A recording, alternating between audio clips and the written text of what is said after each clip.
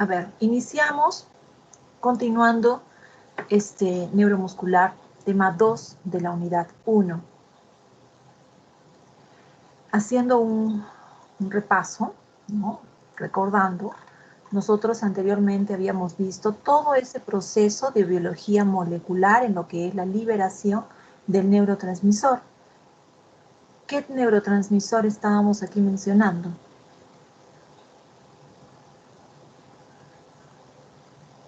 ¿Qué neurotransmisor mencionamos? Acetilcolina. Acetilcolina. Habíamos visto todo este percorrido, ¿no? De las vesículas, finalmente cuando son sintetizadas ellas a nivel del axón terminal, ¿no?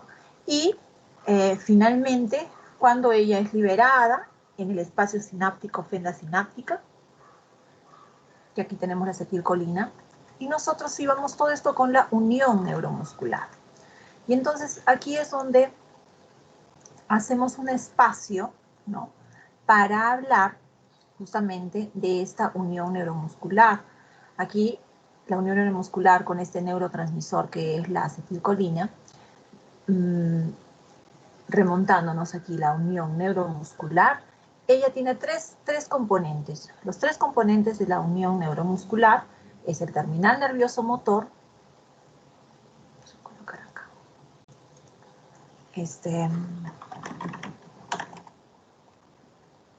terminal nervioso motor, que está en la membrana presináptica. Tenemos la hendidura sináptica o espacio sináptico o fenda sináptica, en fin. Vamos a colocar la hendidura. ¿Ya? Hendidura. La bibliografía es diversa. Sináptica. Y tenemos la membrana postsináptica muscular.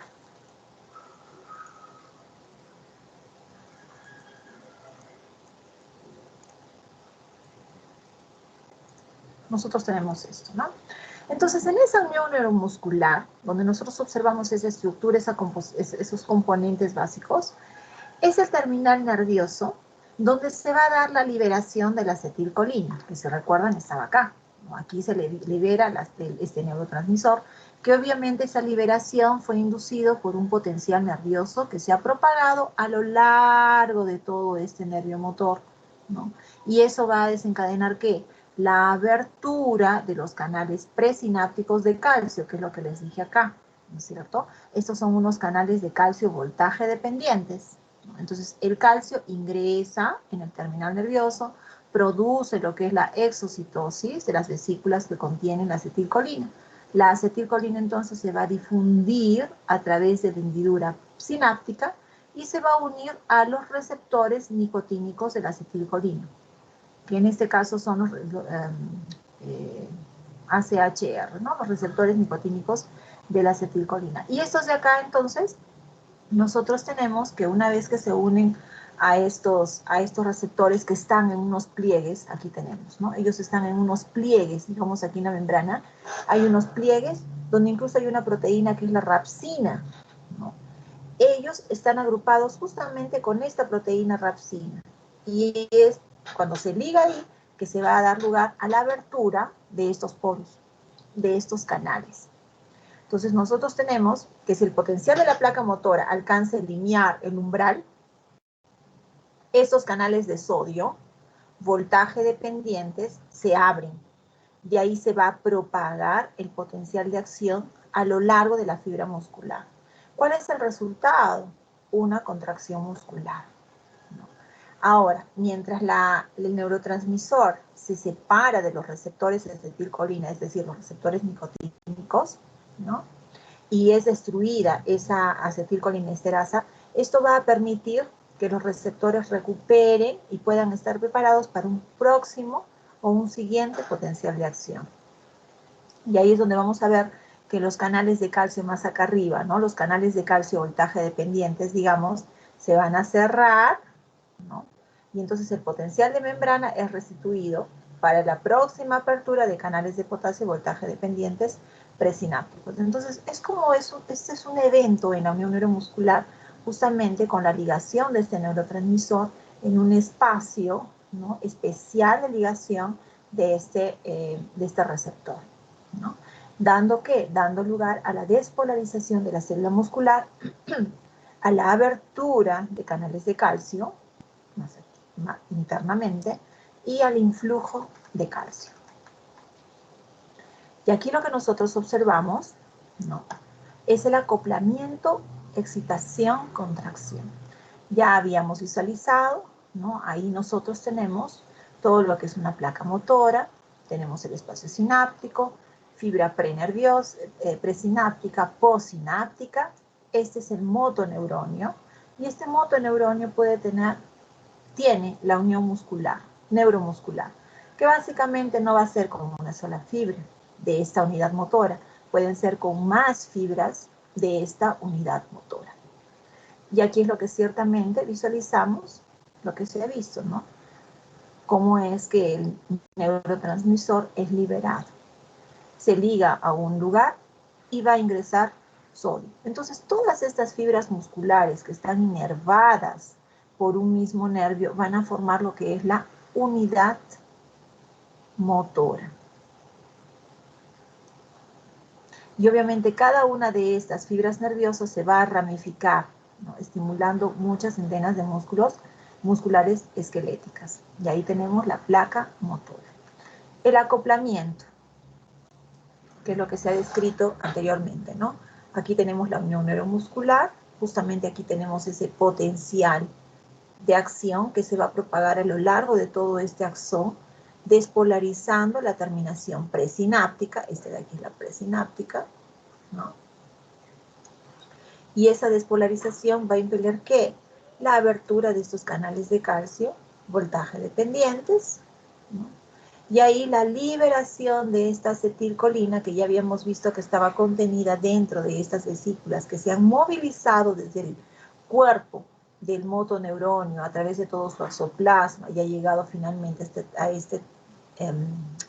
a la terminación del axón presináptico, va a liberar, por esa alteración conformacional, va a liberar el neurotransmisor. En este caso, libera ¿qué? La acetilcolina.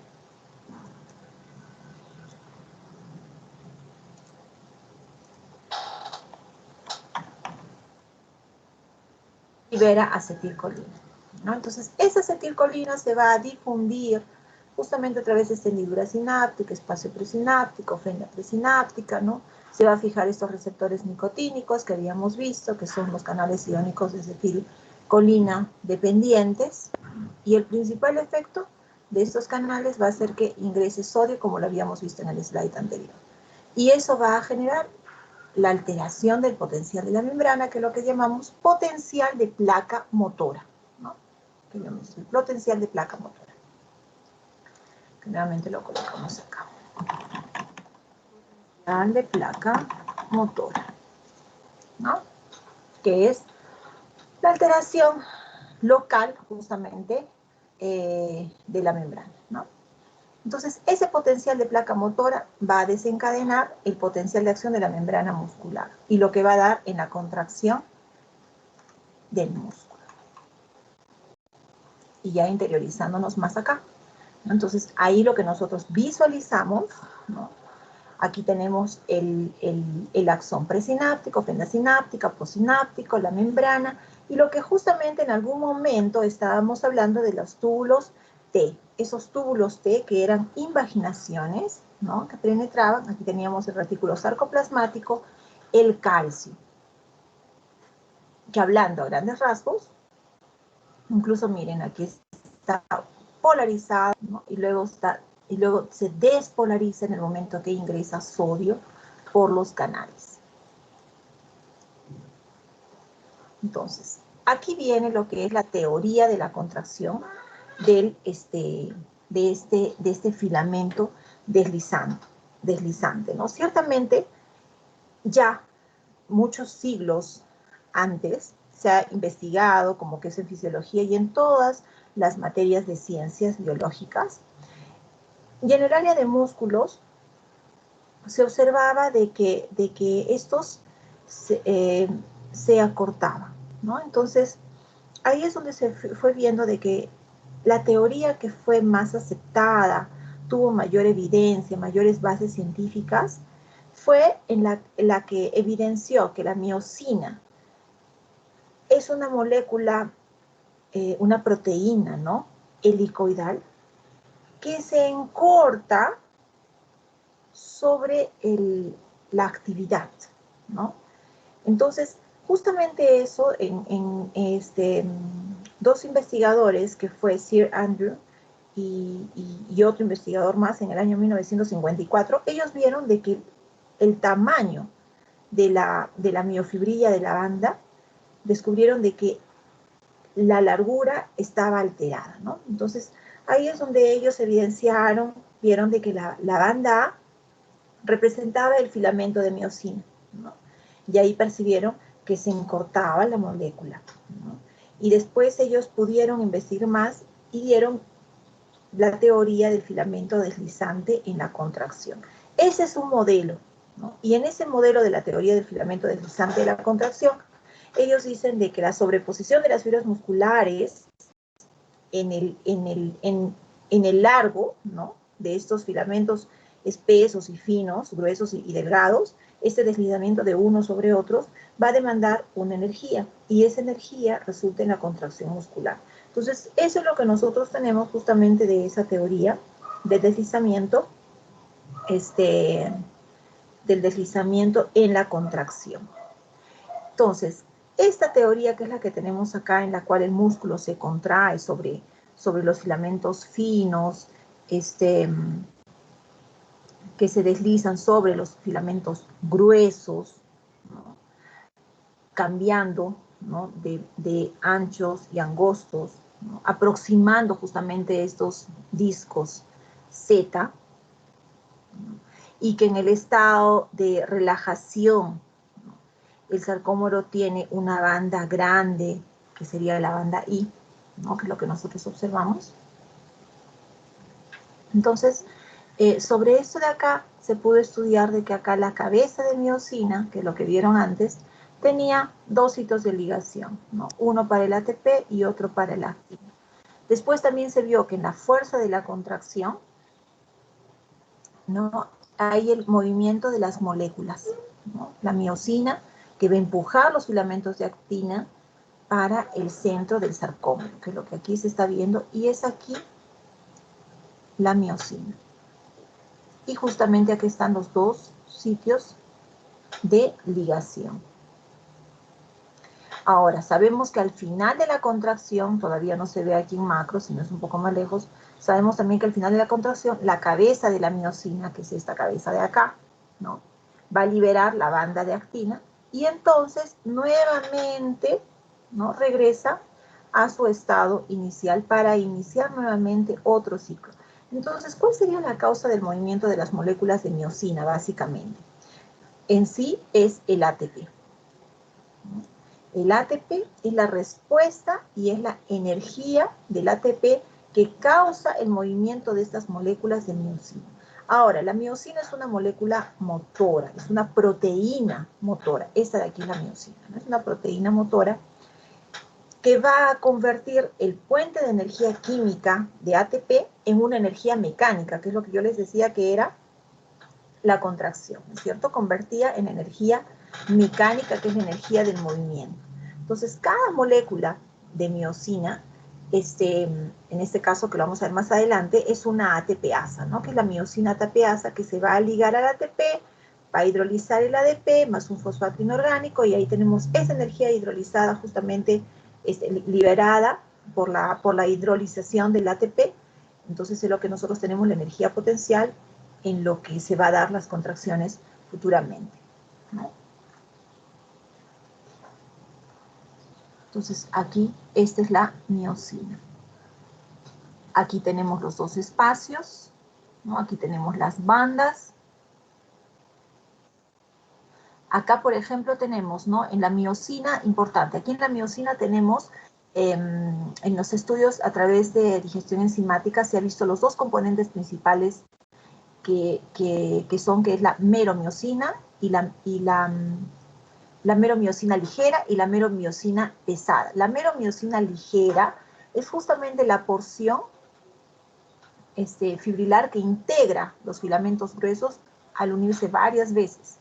Y la meromiosina pesada, ella contiene esta porción globular, que es esta de acá, ¿no? O sea, esta sería la meromiosina pesada y esta de aquí sería la ligera, todo esto enmarañado. En la meromiosina pesada es donde vemos una porción globular donde vamos a ver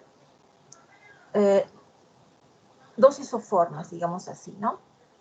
Una en la cual nosotros observamos, ¿no?, que se da la ligación al ATP, ¿no?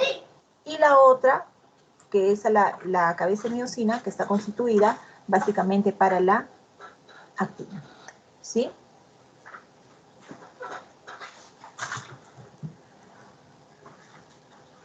Ahora aquí, nuevamente el ciclo de contracción ya, ¿no?, que ya está más resuelto.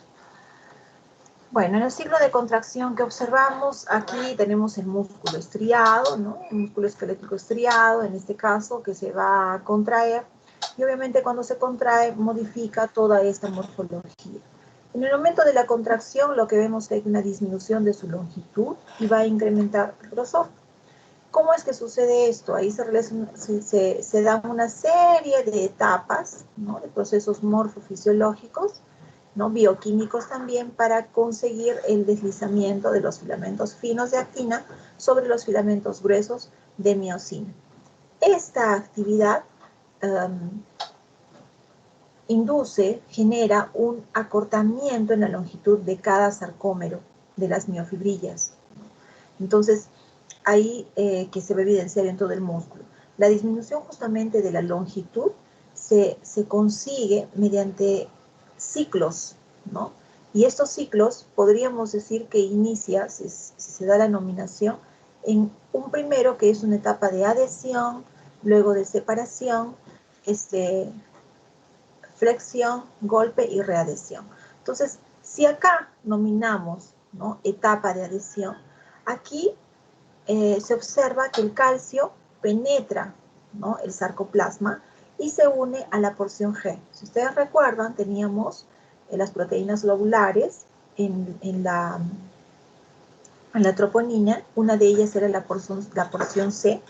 Entonces, al ligarse en la porción C de la troponina, descubre, ¿no?, a la zona de la tropomiosina. Entonces, una vez que la zona de la tropomiosina está descubierta, va a haber un cambio conformacional.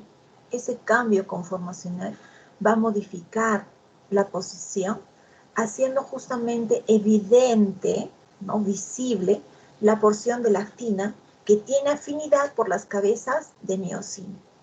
Entonces, en ese momento, nosotros vemos, ¿no?, que es acá, que las cabezas de miosina se separa del filamento fino, porque en esta etapa se va a unir, ¿no?, se va a unir ATP a la cabeza de miosina, porque todavía hay actividad de la ATPasa, y va a provocar modificación en la conformación, o sea, va a haber una alteración conformacional del sitio de unión del filamento de la actina y el deslocamiento, ¿no?, del filamento de miosina al filamento de la actina.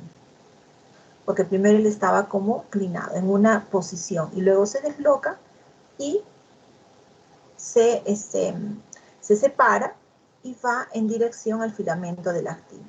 En este momento tenemos, en la etapa de la flexión, que en esta etapa el ATP, ¿no?, que se unió a la cabeza de la miosina, aquí tenemos, se va a hidrolizar. Entonces, en este momento que se hidroliza este ATP, ¿en forma de qué? En forma de adenosina difosfato, aquí está, ¿no?, aquí se hidroliza adenosina difosfato, liberándose ¿qué? Un fosfato inorgánico. Entonces, ¿qué pasa con estos productos? Estos productos continúan unidos a la miosina. Y ahí la cabeza se va a flexionar ligeramente, luego se va a enderezar para acercarse al filamento de la actina. Y ese movimiento genera un avance, ¿no?, de la cabeza de miosina que va a ser parte de esta contracción. En la bibliografía indican de que en esta etapa, ¿no?, la miosina tiene un avance de 5 nanómetros.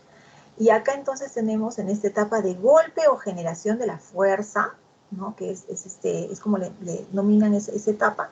Aquí la cabeza de miosina se une, ¿no? en este nuevo sitio ya de la actina, y al momento de unirse libera el fósforo inorgánico, aquí está liberando el fósforo inorgánico, y se va unir aún más intensamente, ya la unión está establecida, y va a generar justamente una fuerza con la finalidad de ¿qué?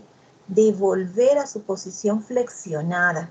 Entonces en ese momento se produce el deslizamiento del filamento delgado a lo largo del filamento grueso.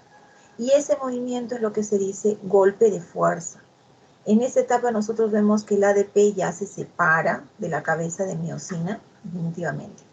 Y después aquí la etapa de readhesión, que en esta etapa final es donde el ATP se va a unir, ¿no? Se va a unir al fósforo inorgánico. Nosotros tenemos aquí, PI podemos colocarle aquí, el fósforo se une al fósforo inorgánico y se va a restituir el ATP. Y entonces esa cabeza de miosina va a volver a unirse firmemente a una nueva molécula de actina. Y así el ciclo se repite y se repite, ¿no? Se repite continuamente. Ese es el ciclo de la contracción visto a nivel de proteínas, ¿no? De las proteínas justamente actina, miosina, y cómo es que se da, ¿no? Cómo es que se da este ciclo de contracción.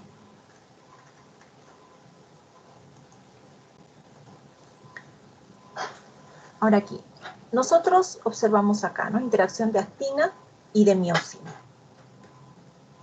Bien sabemos de que en este ciclo contráctil que hemos visto anteriormente, ¿no? Inicia en un estado, ¿no? Que es un estado de rigidez en que ningún ATP, nosotros tenemos, ¿no? Aquí no hay ningún, en el anterior la verdad, no hay ningún ATP o ADP, ¿no? Que estaba ligado a la miosina. Ahora, ese estado de rigidez en el músculo vivo es normalmente, por lo general, es breve, porque la fibra muscular siempre tiene un suplemento, siempre tiene un complemento suficiente de ATP para que se pueda ligar a la miosina, ¿no? Cuando el ATP es liberado. Entonces, aquí, por ejemplo, se hace la observación del paréntesis en lo que sucede en el momento en un cadáver, ¿no?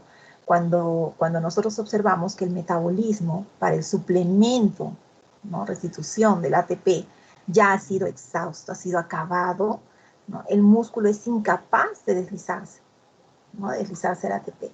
Entonces, él permanece en el estado de ligación. Y ahí esa es la situación en la cual nosotros denominamos rigor mortis, ¿no? Que es la muerte cadavérica. Los músculos se paralizan, congelan, y entonces los puentes cruzados están inmóviles. Esas uniones, esas ligaciones próximas de actina y de miosina continúan, van a persistir por un día o un poco más después de la muerte, mientras que las enzimas se deterioran, ¿no? En la fibra, y comienzan a quebrar las proteínas musculares. Entonces, justamente todo lo que regula este proceso, ¿no? ¿Qué es lo que regula este proceso? El ATP va a estar siempre disponible en la fibra muscular viva, ¿no? Y esto va a impedir que los filamentos interactúen continuamente, ¿no? Y para eso tenemos justamente dos proteínas regulatorias, que es lo que hemos estado mencionando al iniciar toda esta etapa, que era la tropomiosina y la troponina, ¿no? Que son las proteínas regulatorias, que es la interacción actina-miosina importante, y ahí está más cerca. Sistema de los túbulos transversos. Bueno, aquí primero observar, ¿no? Aquí tenemos los túbulos T, ¿no? Que ellas son invaginaciones de la membrana celular. Aquí está la membrana. Ellos van a permitir que la propagación del potencial de acción, aquí ven el potencial, ¿no? Cómo se va propagando. y bueno, hacia el interior de la fibra muscular. Este túbulo T tiene en contacto con unas cisternas. Esto de aquí son las cisternas. ¿Listo? ¿No? Son cisternas terminales del retículo sarcoplasmático. Y entonces, este retículo sarcoplasmático es el lugar de almacenamiento y liberación de calcio. Aquí ven que hay bastante calcio. Y en algún momento esta cisterna hace contacto con el túbulo T, constituyendo esa triada que en algún momento les había estado mencionando, ¿no es cierto? Entonces ahí es lo que nosotros tenemos.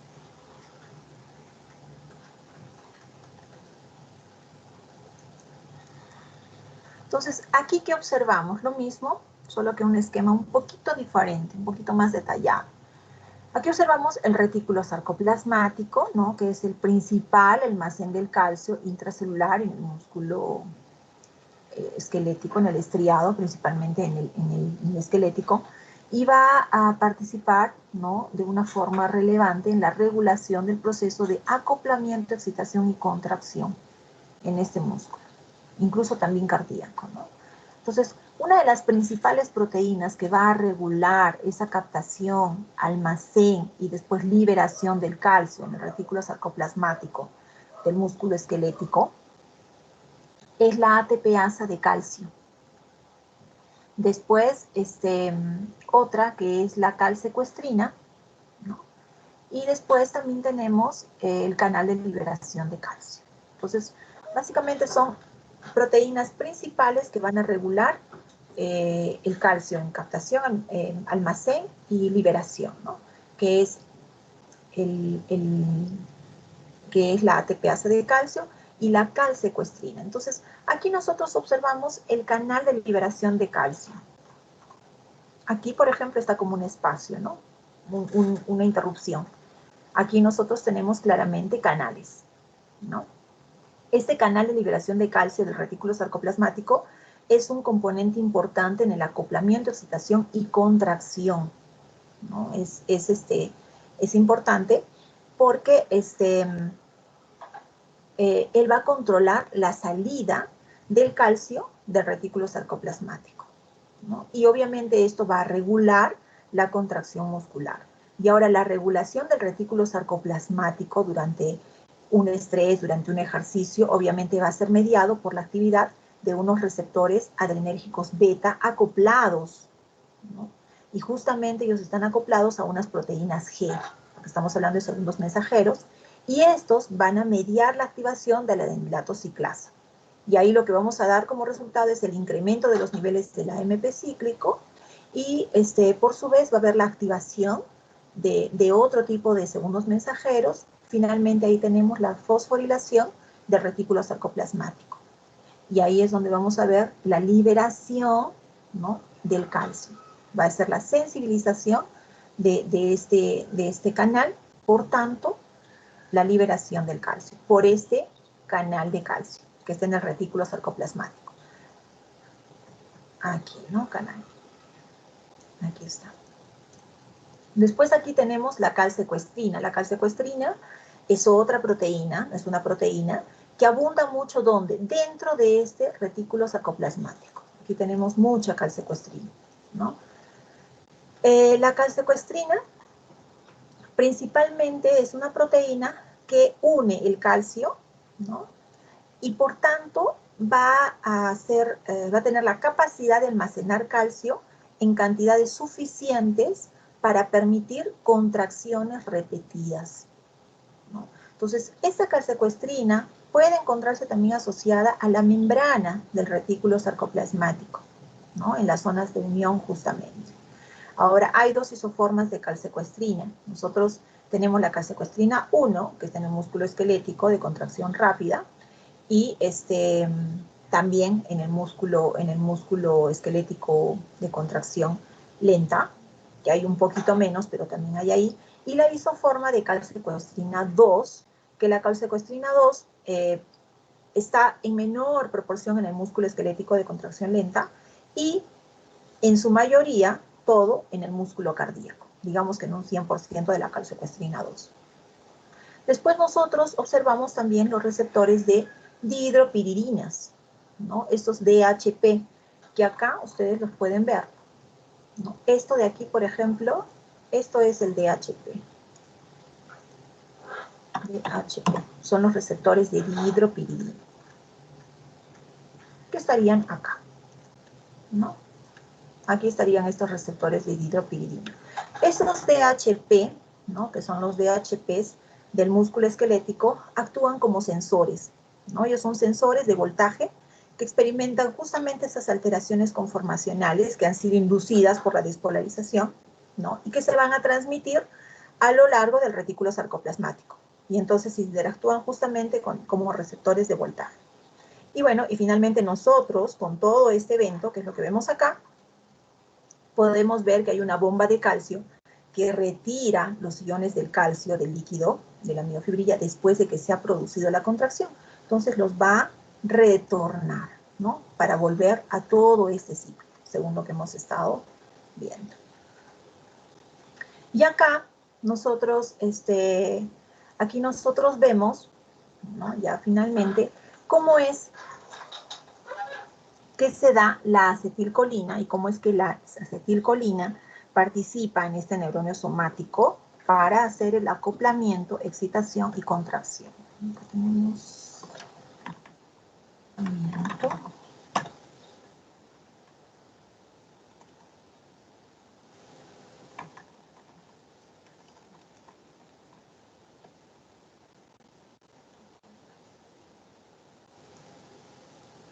está mal, bueno. Entonces, ya sabíamos que la contracción muscular inicia, nosotros tenemos del sistema nervioso central, ¿no? Para los músculos esqueléticos, a través de los neuronos motores somáticos, el neurotransmisor es la acetilcolina, ¿no es cierto? Entonces, esa acetilcolina de ese neuronio motor somático va a iniciar el potencial de acción en la fibra muscular. Y ese potencial de acción al mismo tiempo va a estimular la liberación de calcio, ¿no? Que es la señalización intracelular para la contracción. Y ahora la combinación de esos eventos eléctricos y mecánicos en la fibra muscular es lo que nosotros llamamos el acoplamiento, excitación y contracción. Y ahora este proceso lo vemos resumido en este esquema. Nosotros inicialmente aquí vemos la liberación de la acetilcolina. Aquí está la acetilcolina en la sinapsis de la unión neuromuscular, que vendría a ser la fenda sináptica, que es lo que ustedes ya bien conocen, ¿no? En la extremidad de la placa motora. Ya estamos hablando con todos los términos porque ya se ha visto separadamente. Entonces ahora ya hablamos con los términos en general, ¿ya? Entonces estos canales van a permitir que el sodio y también el potasio atraviesen el sarcolema, ¿no es cierto? Aquí tenemos el sarcolema, que es la membrana. Cuando estos canales se abren, sucede que nosotros observamos el influjo de sodio, que es justo lo que tenemos acá, ¿no? El influjo de sodio. Ahí está. El influjo de sodio. Obviamente va a exceder el flujo de potasio, ¿no? Porque la fuerza electroquímica direccionadora es mayor para el sodio. Entonces, la adición justamente de una carga positiva a esta fibra muscular, ¿no? Se adiciona una carga positiva, ¿qué va a hacer? Va a despolarizar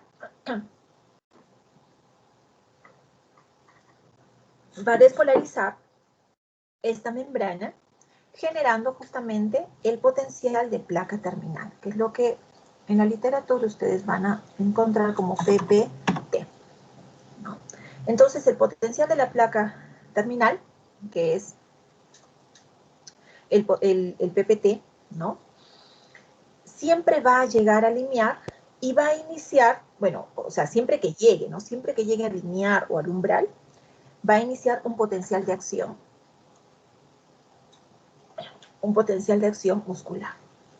Entonces, eso es lo que nosotros observamos en este primer momento, ¿no? Ahora, después, una vez que ya hemos visto acá, hay el número 1, miren, acá tienen. El número 2, el siguiente evento, ahí tenemos que ese potencial de acción que ha sido conducido, ¿no? A lo largo de toda esta superficie de la fibra muscular y está en dirección de los túbulos T, porque este es el túbulo T, ¿no? Por la abertura justamente de estos canales de sodio voltaje dependientes, ese proceso es similar, ¿no? A la conducción de los potenciales de acción que también nosotros observamos o podríamos observar en las neuronas, ¿no? Son los axones de las neuronas. Y ahí nosotros vemos que ellos son conducidos, ¿no? A lo largo, en el trayecto de todo este túbulo T, hacia la profundidad o hacia, a través de todo este sarcolema. Ahora, este potencial, si nosotros lo vemos acá, por ejemplo, este potencial de acción se va a mover a través de la membrana, llega acá a los túbulos T y va a liberar calcio del retículo sarcoplasmático. Si ustedes recuerdan acá, ¿cómo se llama esto, lo que estoy señalando? Este rectángulo.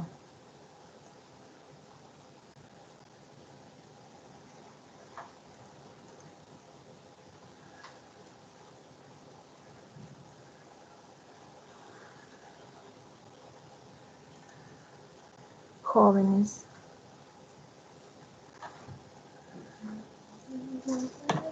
A ver, les voy a colocar aquí. ¿Qué serían? A ver.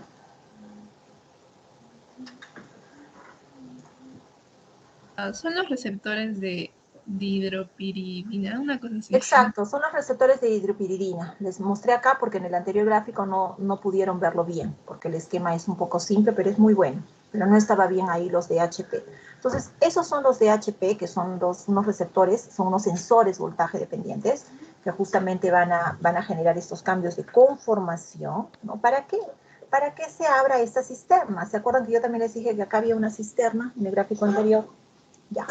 Entonces, el calcio del retículo sarcoplasmático, ¿no es cierto?, va a ser liberado. Esas membranas, esta membrana del túbulo T, que contiene estos receptores de dihidropiridina, que son los receptores DHP, ellos tienen una ligación mecánica, ¿no?, al calcio que es liberado. Entonces, cuando este es liberado, hay otros canales que son receptores de rianodina, ¿no? Estos canales de rianodina van a permitir que se abra conjuntamente, haya una despolarización, una onda de despolarización que va a abrir estos canales del retículo sarcoplasmático y el calcio que está acá va a ser liberado al citoplasma. Esa concentración del calcio, ¿no?, esa concentración de calcio citosólico libre e incrementado, ¿no?, porque antes era muy bajo y después se incrementa como hasta 100 veces, ¿no? ¿Qué sucede? Induce que la troponina, ¿no?, se ligue al calcio en su porción globular troponina C. Y entonces, una vez que se une ahí, tenemos la tropomiosina. Miren, ya estamos llegando acá. La tropomiosina se va a ligar a la posición, se va a movilizar a la posición ligada. Y ahí vamos a tener lo que es la contracción y lo que sucede con la contracción, que es el evento. Y bueno, después acá nosotros tenemos ya lo que hemos visto anteriormente, arriba, ¿no es cierto? Tenemos el puente cruzado, ¿no? Que en el puente cruzado, que es ya la contracción propiamente dicha, ¿no? Que entonces la miosina, primero la actina y la miosina se ligan, ¿no? Ahí permite eso que después, ¿no?, la miosina libera fosfato inorgánico por la hidrólisis del ATP y ahí se da la fuerza de la contracción. Al final de la fuerza de contracción, esos puentes cruzados de la miosina liberan ADP y entonces aún están ligados a la actina, perdón, y después la miosina debe ligarse otra vez al ATP y para eso, entonces, para liberarse, es el estado de rigidez. Y todo ese evento lo vemos hasta que finalmente, nuevamente la actina y la miosina se desligan. Y hay la recolocación nuevamente de ATP para que el ciclo continúe y continúe seguidamente, ¿no? Es así como vemos el evento de acoplamiento y excitación, contracción. Bueno, entonces acá nosotros tenemos la contracción y el relajamiento. Bien sabemos que la neurona motora que recibe el estímulo que proviene de alguna terminación nerviosa sensorial puede ser nociceptiva, pisar una concha, puede ser sentir algo caliente, algo frío, ¿no? Entonces, eso va a generar ese potencial de acción, que es una energía eléctrica.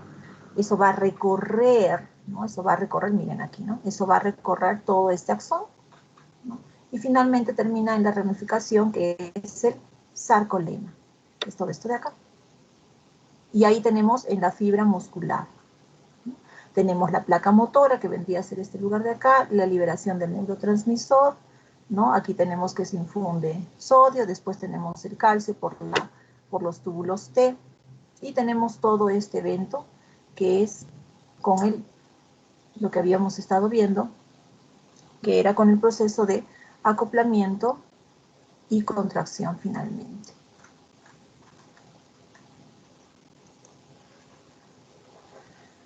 Bueno, y entonces para el relajamiento, nosotros en el relajamiento de la fibra muscular sucede cuando el retículo sarcoplasmático finalmente va a bombear, digámoslo así, con ese término, calcio de retorno para el lumen, ¿no? Para eso va a utilizar calcio ATPasa, y como el calcio citosólico libre disminuye, el calcio se libera de la troponina. Y entonces la tropomiosina, si regresásemos a la anterior, entonces la tropomiosina se desliza en retorno para el lugar o para el sitio de ligación de la miosina, y de esa forma la fibra se relaja. Entonces, es lo que nosotros observamos en la forma de relajamiento de la fibra muscular. Y aquí, por ejemplo, aquí yo les he colocado un dibujo un poquito más, pero ustedes ya lo han visto, de la unión neuromuscular, ¿no es cierto? Para comenzar a lo que viene después. Nosotros tenemos la unión neuromuscular. Habíamos visto que tenían los tres componentes: la membrana sináptica, el espacio sináptico y la membrana postsináptica. La membrana sináptica es el terminal nervioso motor, que es todo esto de acá. Esta es la hendidura, ¿no es cierto? El potencial se libera, ¿qué? Acá se libera el neurotransmisor, que es la acetilcolina, ¿no? Ella va a inducir, ¿qué? La acción, ¿no?, del nervio, se va a propagar justamente ese potencial de acción. Y entonces, lo que va a desencadenar, ¿qué es? El ingreso de sodio. Antes de eso, ¿qué? Esta liberación se da por la abertura de los canales de calcio, ¿no?, que son los canales de calcio voltaje dependientes. Entonces el calcio ingresa acá, se libera acetilcolina a los receptores nicotínicos de acetilcolina, ¿no? Ellos están ¿dónde? En estos pliegues en estos pliegues postsinápticos. Entonces, ¿qué es lo que nosotros tenemos acá? Nosotros acá, por ejemplo, tenemos, si ustedes observan, ¿no?, aquí dice agrin. Esta agrinina, ¿no?, esta agrinina es una proteína, ¿no?, que es liberada en el terminal nervioso presináptico. Y esta agrinina se une al LRP4, que es otra proteína.